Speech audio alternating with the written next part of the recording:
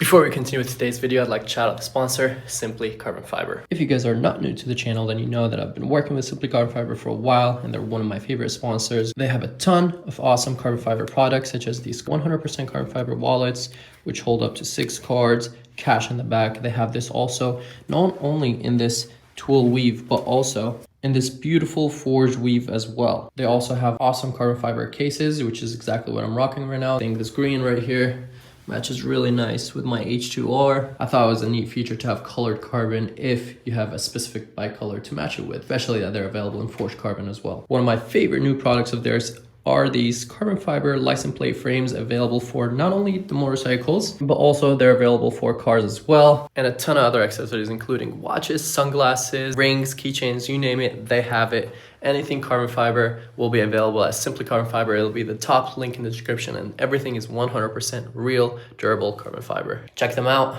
and back to the video. H2R type of day, baby. Guess who's back? Back again. I got the side fairings. Carbon fiber side fairings right here for this thing, and we have a couple plans also coming up for this thing, so let's go riding and chat about it. Ah boy, every time I get this close I'm sacrificing a little bit of my hearing for you guys. Gotta capture those cold starts. Yeah.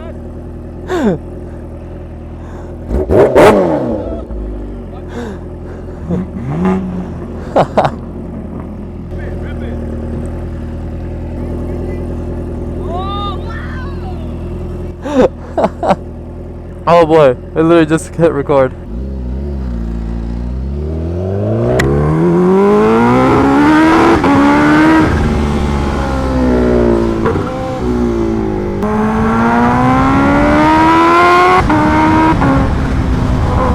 power is back! What is going on, you guys? Welcome back to the channel. Finally, the first ride of 2025 on my beautiful H2R. The baby. I want to say this is a garage queen, but nah. This is the garage king, not queen. At the same time, it does come out, you know what I mean? We still ride her. She doesn't just stay in the garage. We're just a little more selective, because come on, it's an H2R. Technically, not technically, it's not even supposed to be on the road, so your boy making it happen for y'all.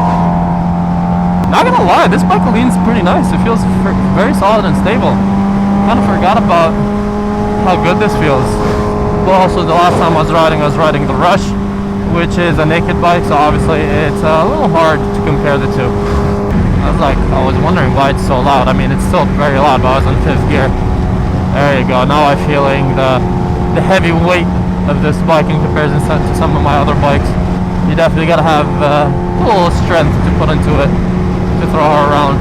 Being said, the carbon wheels do help a lot. Well, in my opinion, I don't even know how I started with that.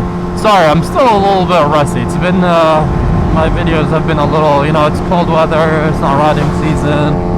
I was sick, did some work/fun trips. A lot happened recently, but, trying to get back into the groove, riding more regularly. I think we have this ride today, which we're gonna meet up with some of the boys, maybe shoot some rollers, but I was going out to ride the H2R regardless, and they wanted to shoot rollers, so I was like, perfect, 2-in-1. Tomorrow is gonna be a Ducati meet, and after tomorrow there's gonna be a really huge meet that is unfortunately at night. I wanted to take this bike to it, but yeah, because it's at night, we're gonna have to take something else.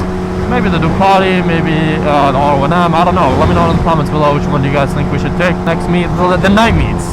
Which bike would you like to see the most at night meets? Usually I would opt for my M1000RR, but the M1000RR is missing a peg. If you guys missed the last couple of videos or whatever, then yeah, it is missing a peg. Therefore, I cannot be riding her anytime soon. I should make that a priority to go to BMW. Homebro is just like staring. But yeah, I should go to BMW and talk to them about that, or at least call them just to know what the move is. Because so far, from what I know, is that I have to buy an entire rear set for it, and I don't want to buy a whole rear set just to have peg that went missing. I literally can't even see the light. Oh, there it is on the side. I was like, I can't tell if it's red or not. Like, the sun is so bright right in my face. I think the rear suspension is a little soft on this thing, which is not a bad thing actually. Yeah, I can't really go to many places with this thing since I don't have fans, and that is one of my plans for this year. is to get fans for the H2R because I don't want her to overheat. I was saying it's a good thing that the rear is kind of soft and jumpy, because when you hit it, you want the bike to squat down so it can take off better. The boys are always late. I figured though, nothing new. See, it was like 4 sharp. It is 4:36. 36 minutes. And they told me they're 5 minutes away, so 40 minutes. Nothing new. But yeah, look at this thing. We'll stare at her a little bit. Usually do not do this unless it's an emergency. Do not stop on the side of the road. I mean, given this is an on-ramp, so it's a little bit safer. It's not like actually on the side of the road. Do not attempt this at home unless it's, you know, an emergency exit kind of like this. But, you know, we're waiting on the boys. So, and like, yeah, I was saying I can't go all the way down there because there's too many lights and this thing will overheat since it does not have radiator fans that you guys can see right here. So that's one of the plans for this year, which I want to get into more when we start talking about it. This year, I think one of the first projects I want to do is actually, besides, you know, modifying the brand new Super Veloce 1000 Oro, is I want to do H2R work. I thought I was done with her being at this level, to be honest, but I kind of want to go crazy and have the world's craziest H2R. I think this is already the world's craziest H2R by far, just because I've done already so much to it, and maybe we'll do a part breakdown on her sometime soon. Also, let me know in the comments if you guys want to see that. I know I've been saying that I'm going to do part breakdown series for all my bikes, but maybe we'll start with the H2, or maybe if I do a series, then we'll end with the H2, because, you know, it's the Garage King, like I was saying. I want to go kind of crazy with this thing. As I told you in the start, we got the side fairings. Besides this is a full carbon subframe, carbon wheels. The only thing that is not carbon is going to be the tank. And thanks to you guys commenting, I actually do read the comments, so talk to me in the comments. I try to reply to some of you guys if, you know, if it's something very interesting or sometimes something funny or something I need to address.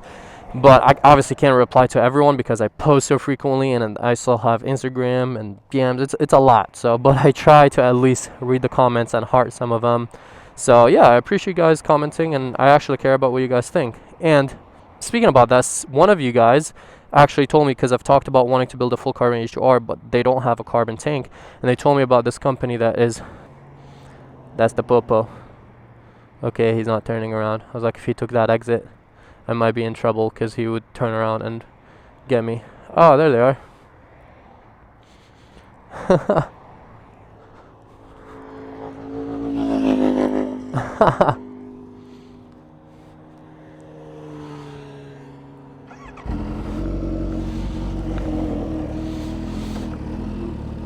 But yeah, somebody told me online.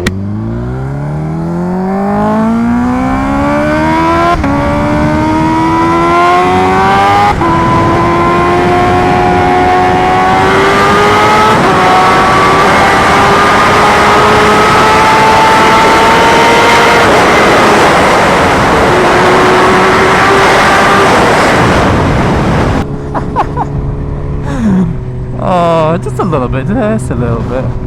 But yeah, somebody told me online that some company makes, it's not a full replica of this thing, but it's a roll race setup, so it's going to be a lower, a bit smaller, so for it to be lighter and so we can tuck more, which is actually going to be good for me because I'm a taller guy, so I can fully tuck better. And also it'll be a little bit lighter, so that's going to be fun and exciting.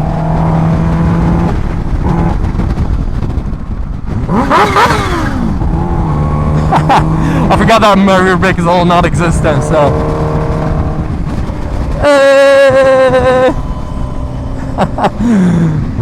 The boys are back. We have the V4R, the H2R, and the F4RR. Mr. MV actually pulled out the F4, which is a rare sight to see. So yeah, thanks to you guys' comments, there is this also full carbon fiber tank that I do plan on getting on this thing, so that is going to be very, very exciting as well. Yeah, I'm not going to be behind any of these bikes because me don't want no rock tips.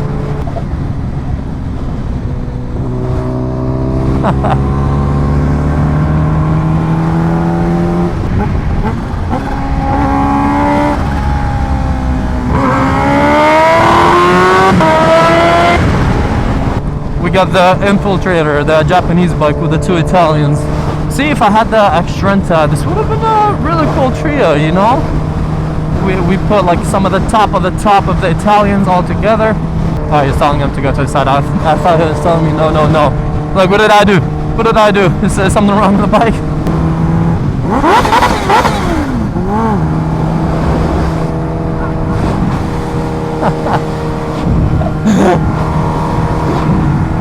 We gotta do a little bit of a high-speed flyby at some point.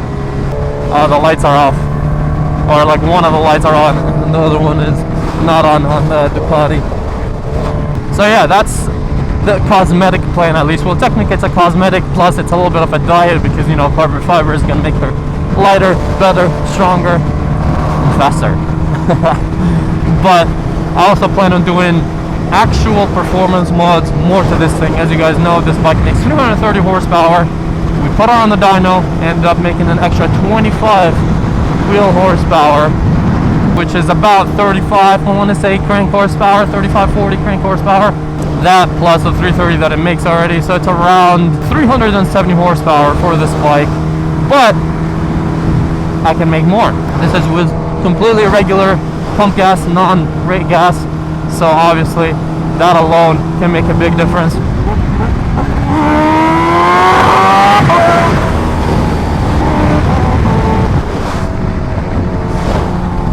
That alone can make a big difference. Having race gas or high octane gas. Over here, unfortunately, we're not lucky enough to have better gas, so we have 91 pump, which is our best gas, the premium one, if you may. But also we have 101 gas, which is race gas, which is about $10 a gallon. So for that gas, it's really cold here, which aka boost temp, baby. I'm trying to go to the boost temp to check it out. There you go, the boost temps. I don't know, let me know in the comments down below, what is too high for boost temp? Is obviously, I know for, you know, the coolant temp, then it's right now running at 150. At like 230 is a little too hot, 240 is dangerous. Turn off the bike and stop doing whatever, you know, you're trying to do. But yeah, I'm not really familiar with boost temps. Usually I try to keep my bikes under 200, running them good, but you know, some of the Italian bikes like to run at 200 like normal. I mean, it's not that they like to, but they just run hot. So I don't know with boost temps what is considered too high. Is it similar? Because right now it's at 120. It's a very cold day out, so, and I'm not doing anything crazy, so I'm assuming that, you know, that's somewhat standard. But I would definitely like to know what's considered too high. I'll keep an eye on the boost temps and see how high they get up to after doing like one hard pull. Not gonna be doing anything crazy, just, you know, one pull, you know, like close to red line type of pull, not a top speed run or anything like that, since we do not have gas.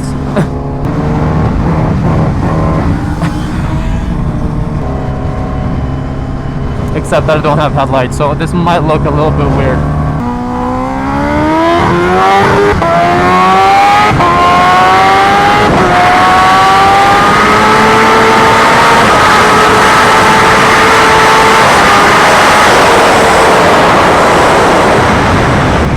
$194 is the boost temp after one pull. Going from 120 to 194. Idling, it's around 150, obviously because there's no air going in, so, and it starts to cool down pretty quickly actually. I want to run it one more time from first gear this time, a really slow roll.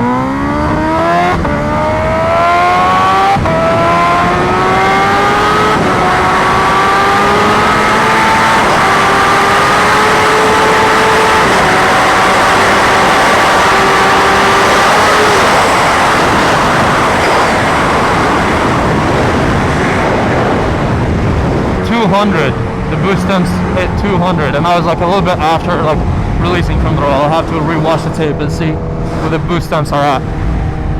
I want to do some more research. I want to know what's considered too high in boost temps. My coolant temp is still at 161. That's usually for, you know, when I'm sending out lights and stuff like that, but a lot of people told me to, you know, keep the boost temps in check. This is dyno tuned, so it's pushing a lot more horsepower, and it's not running the coldest fuel, just regular fuel. Usually they prefer you know, some type of ethanol fuel, which is an E85, which is what we've done at some point on the 1000RR, and that fuel runs a lot cooler, which is healthier for the engine apparently. you know, just doing some testing here and there, trying to perfect this thing, because obviously I want to build, I want to make more horsepower, but this is also like my favorite dream bike, so I don't want to do something too dangerous for it. Speaking about building this thing and all, what I want to do to it is actually a very fun, interesting thing, which a lot of Ninja H2s do. If you don't know, for most people the H2R doesn't really make sense, you know what I mean, because you can buy an H2, you can build it, and you can pretty much have an H2R on a budget for a lot cheaper. An H2 starts at about $30,000. This is $60,000, so this is already double the price. That's just based on MSRP, and with about $10,000 you can make H2R power, if not more actually. Now I'm not sure about the reliability, you know, so there's some reliable builds obviously, but they don't make as much as the H2R. That being said, the H2R, if you guys don't know, every 15 hours of operating time above a certain RPM, then this bike also requires an engine rebuild. So it's better than the HP4 race, which requires a full new engine after like 3,000 miles straight. So that's absolutely insane. At least with this thing though, like I was saying, it just needs an engine rebuild, which is still, it sounds like a lot. I've never had to go through an engine rebuild process, but I was saying it's still better than having to replace the whole engine. And on the HP4 race, that's like a $20,000 engine. I can't imagine this being like cheaper or anything like that, because this is still a very obviously insane engine. Maybe a little bit cheaper just because it's not a German bike or an Italian bike, so it might be a little bit better in that sense. But I think overall, I'm gonna keep her in the boost temps for now. Back in the 120s. Yeah, if you're just cruising in some 120s, that's why I'm like, I wonder if 200 is a little too high. It sounds too high, but I don't know what's considered dangerous. So I can keep an eye on it when I do pulls, because like I said, this is not even, I'm not doing top speed pulls where I hold it. I'm literally just doing pulls where, you know, I barely like tap the 200 and that's it. Done on a closed course, flight trained professionals. Does the V4R want to play?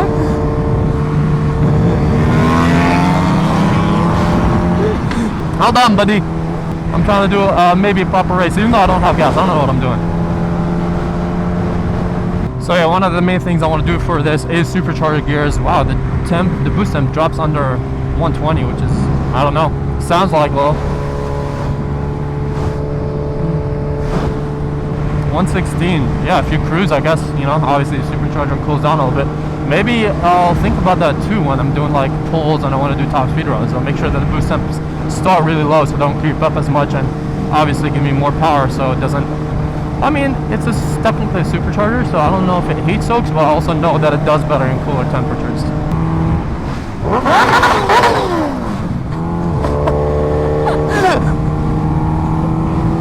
Even Steve. So yeah, supercharger gears, which is going to make the supercharger, obviously if you guys don't know, more aggressive, allowing more air to go in, which therefore it's going to need to be retuned, put more fuel into it, and therefore boom, more power. Supercharger gears should give you, I would say, about 15-ish wheel horsepower. So we shall see if it actually has a lot of power. I don't know if they're doing it behind me, but and this is not the best road to be doing this. There we go, smoothened up.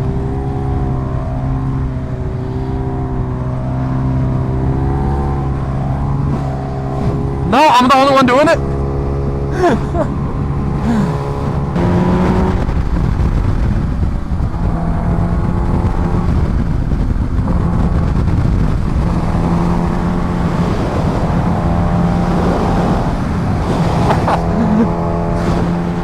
The wings are a little too wide, so we gotta be a little careful and safe.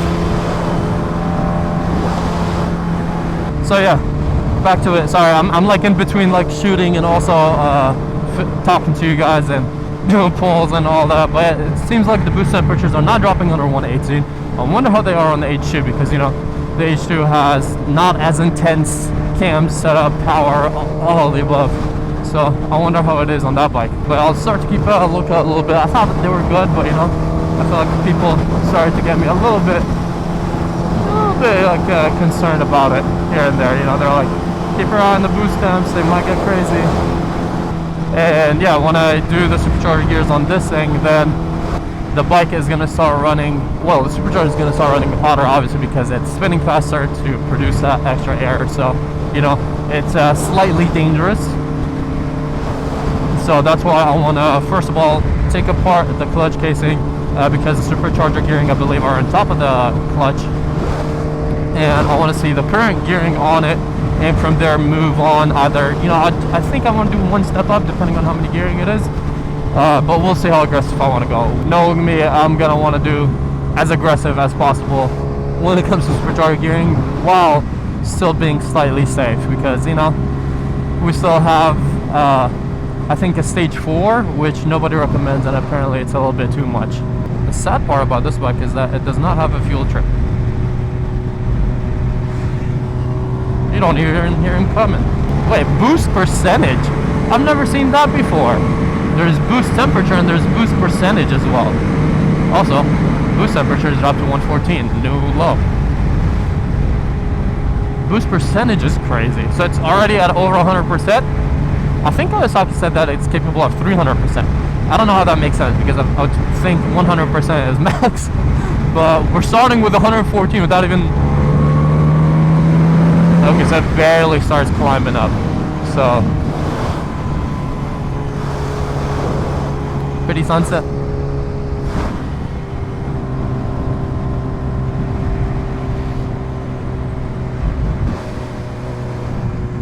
Okay, let's go back to the boost temp. 113, because I do feel it getting colder. So yeah. But anyways, that's pretty much mainly for this video. Maybe I'll stop a little bit, and I mean, that's pretty much it for this video. We might do a separate one for the cinematics, or might include these in this video. Not sure yet, but we'll keep you guys updated. Probably gonna be, I don't know, we'll see. We'll try to include some for sure in this video, but if not, then we'll add it into a different video, because I do want to ride this thing a little bit more as well. Man, they're going really slow. Let me go in the slow lane.